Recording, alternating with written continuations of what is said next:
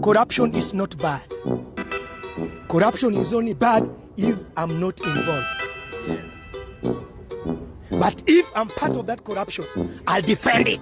Selamat pagi, selamat siang, selamat sore, selamat malam, kapanpun teman-teman menonton video ini. Kembali lagi bersama Dr. Amarta. Teman-teman pernah dengar nggak cerita tentang Dendels? Jadi ada beberapa fakta mengejutkan, katanya kan Dendels itu ternyata membayar upah para pekerja rodi dan dikorupsi oleh para bupati atau adipati pada zaman itu. Kan heboh tuh, sampai beredar di media sosial di mana-mana terkait hal tersebut. Benar nggak seperti itu? Ternyata kalau kita telusuri asal mula informasinya itu, memang ada sebuah dokumen ya dari Djoko Marihandono, sejarawan UI. Jadi disertasi beliau 2005 tentang Dendels. Memang ada anggaran global kurang lebih Rp30.000. Anggaran itu disebutkan untuk alokasi upah pekerja dan mandor, peralatan dan juga ransum atau makanan. Tetapi kan saya nggak ada nih arsip yang menjelaskan per orang itu sebenarnya dapat berapa ringgit. Jadi kalau Rp30.000 itu dibagi untuk ribuan pekerja selama berbulan-bulan, nominalnya juga nggak masuk akal. Dan sebenarnya tujuannya itu hanya simbolis aja. Jadi itu seperti sekedar aja ya untuk formalitas bahwa itu pekerjaannya dibayar. Nah kan keluar kemarin isu bahwa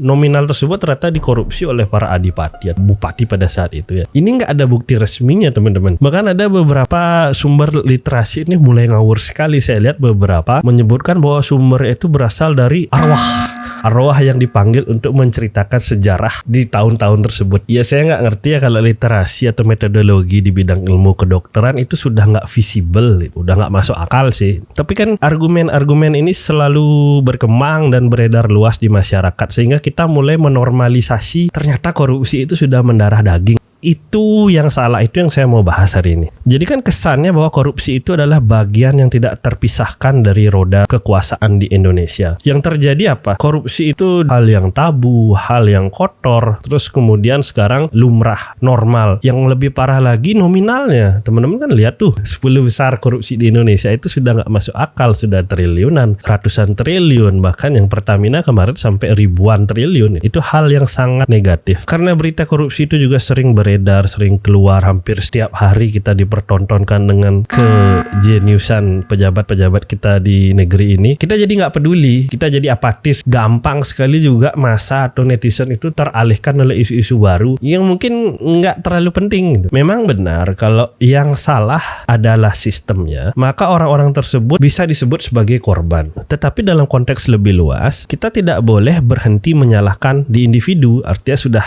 disebutkan adalah koruptor misalnya dalam kasus-kasus tertentu. Tetapi penyelidikannya nggak boleh berhenti. Sistemnya harus dicek. Dan mengutip ya kata-kata dari Dave Chappelle, when a system is wrong, the problem is not the political elites. Jadi kalau yang salah itu adalah sistem, yang salah itu bukan para elit global. Yang salah ya sistemnya itu tadi. Dan satu-satunya cara untuk memperbaiki hal tersebut, the people must be willing to honestly say one by one what did they exactly do. Jadi orang yang sudah tersangka atau disebut bersalah sebagai seorang koruptor harus mau menjelaskan satu persatu apa yang dia lakukan secara jujur, terbuka, bernyanyilah.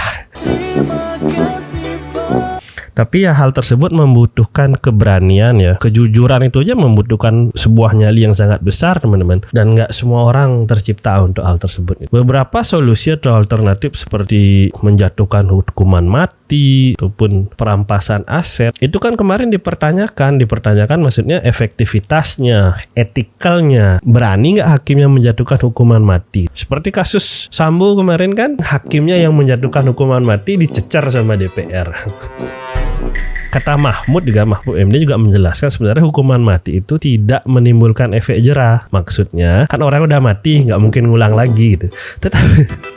Tetapi kalau kita melihat konteks lebih luas, kalau ada hukuman mati, orang itu akan berpikir 2-3 kali sebelum melakukan korupsi gitu. Yang sudah barang tentu akan mengurangi angka dari korupsi itu sendiri. Ya 80 tahun negara Kesatuan Republik Indonesia ini berdiri, kita masih dihadapkan dengan masalah-masalah yang sama. Saya nggak tahu harus bicara apa lagi. Yang penting kita harus berusaha membangun sistem yang sehat, terutama melalui kejujuran individu. Mulai dari diri sendiri aja dulu. Cara paling gampang alternatif kedua adalah dengan melakukan transparansi publik. Jadi uang anggaran pengeluaran negara itu memang harus dibuka ke umum. Jadi bisa kita awasi bersama. Dan ide-ide bahwa korupsi, kolusi itu mendarah daging itu bahaya sekali ya teman-teman ya. Itu narasi-narasi yang dapat menyebabkan kita menormalisasi hal-hal tersebut. Makanya kan dibilang normal Indonesia ini korupsi dari bawah sampai atas. Itu salah banget.